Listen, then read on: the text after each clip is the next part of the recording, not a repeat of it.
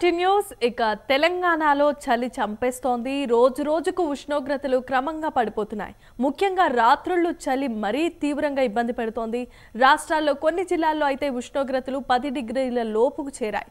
శీతల గాలులు ఇదే విధంగా కొనసాగితే పిల్లలు, వృద్ధులు అనారోగ్యం బారిన పడే అవకాశం కనిపిస్తోంది. నిన్న కొమురం భీం, ఆసిఫాబాద్ జిల్లాలో సిర్పూర్, గిన్నెదారి ప్రాంతాల్లో అతి తక్కువగా 8 డిగ్రీల ఉష్ణోగ్రత నమోదు కావటం విశేషం. ఇక ఆసిఫాబాద్ 8.8, తిర్యానీలో 8.9, సోనాలలో 8.5, ఇక బేలా 9.2, పోచేరాలో 9.5, పెంబిలో 9.9 డిగ్రీల కనిష్ట ఉష్ణోగ్రతలు రికార్డు స్థాయిలో నమోదవటం విశేషం.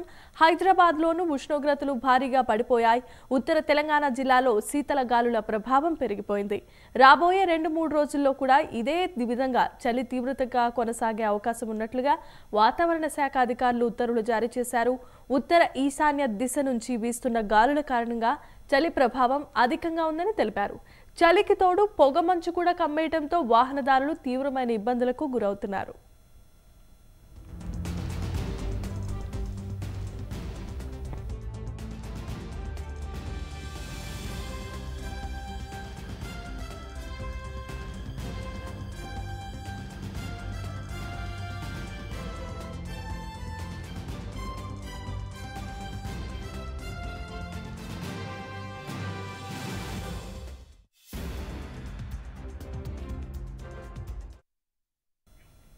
ఇక శీతాకాలం కారణంగా తెలంగాణ ప్రాంతాలలో ఆసిఫాబాద్, ఆదిలాబాద్ జిల్లాల్లో పొగ మంచుతో కూడినటువంటి చలి వణికిస్తున్నట్లుగా తెలుస్తోంది. కనిష్ట ఉష్ణోగ్రతలు నమోదవుతున్నాయి రికార్డు స్థాయిలో. ఇదే విధంగా చలి వణికిస్తూ ఉండటం వలన పొగ మంచుతో కూడిన దట్టమైన పొగ కమ్ముకోవటం వలన పొద్దున్న ప్రయాణం చేయడానికి వాహనదారులు తీవ్రమైన ఇబ్బందులు పడుతున్నారు. ఇదే అంశానికి సంబంధించి మరిన్ని అప్డేట్స్ను మా ప్రతినిధి శ్రీనివాస్ అందిస్తారు. శ్రీనివాస్, చెప్పండి.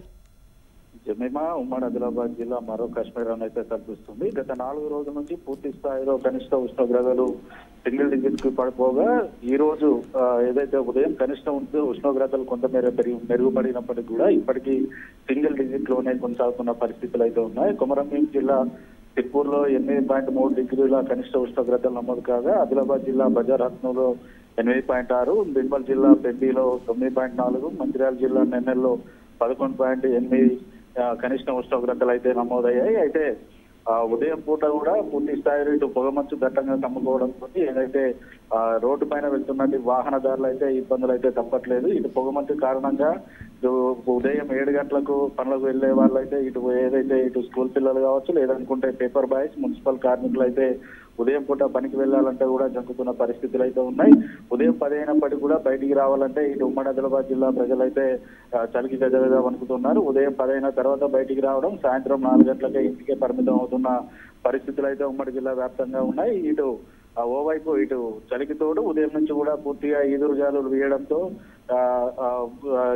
వీయడంతో అయితే ఇటు ఇబ్బందులు అయితే తప్పడం లేదు. ఇటు మంచు దుప్పటితోటి జిల్లా రైతాంగం అయితే ఇబ్బందులు పడుతున్న పరిస్థితులు అయితే ఉన్నాయి. గత వారం రోజులుగా కనిష్ట ఉష్ణోగ్రతలు సింగిల్ డిజిట్ కు పడిపోవడం, ఇటు మంచు పూర్తి స్థాయిలో కమ్ముకోవడంతో అయితే ఇటు మిర్చి పంటకు తెగులు సోకడంతో పాటు మిగతా కూరగాయల పంటలతో పాటు వ్యవసాయ ఆధారిత పంటలు కూడా తెగులు రావడంతో అయితే అన్నదాతలు అయితే ఆందోళన చెందుతున్న పరిస్థితులు అయితే ఉన్నాయి. ఇటు వృద్ధులు, చిన్నారులు, శ్వాసకోశ సంబంధిత వ్యాధిగ్రస్తులు అయితే చలి పెరుగుతున్న నేపథ్యంలో తగిన జాగ్రత్తలు తీసుకోవాలంటే అయితే వైద్యులు సూచనలు చేస్తున్న పరిస్థితులు అయితే ఉన్నాయి.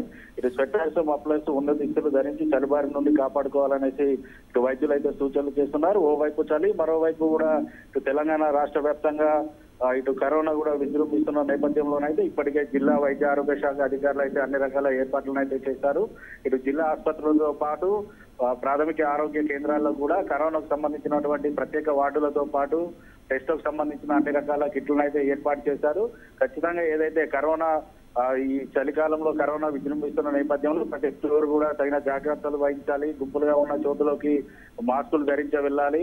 అంతేకాకుండా ఏదైతే ఇటు ఫంక్షన్లు కానీ ఇతరత్ర కార్యక్రమాలకు వెళ్ళినప్పుడు కూడా ఖచ్చితంగా ఆ సమయం పాటించి, దూరం పాటించి ఇటు కరోనా బారిన పడకుండా జాగ్రత్తలు తీసుకోవాలనేసి చెప్తున్న పరిస్థితులు అయితే ఉన్నాయి. ఓవైపు వాతావరణ శాఖ కూడా హెచ్చరికలు అయితే జారీ చేసింది. రానున్న 2-3 రోజుల పాటు ఇలాగే కనిష్ట ఉష్ణోగ్రతలు తగ్గుముఖం పడితే ఖచ్చితంగా చలి విపరీతంగా పెరుగుతున్న నేపథ్యంలో తగు జాగ్రత్తలు తీసుకోవాలనేసి ఇటు వాతావరణ శాఖ కూడా హెచ్చరికలు జారీ చేసిన పరిస్థితులు అయితే ఉన్నాయి. Okay, thanks for the updates and details.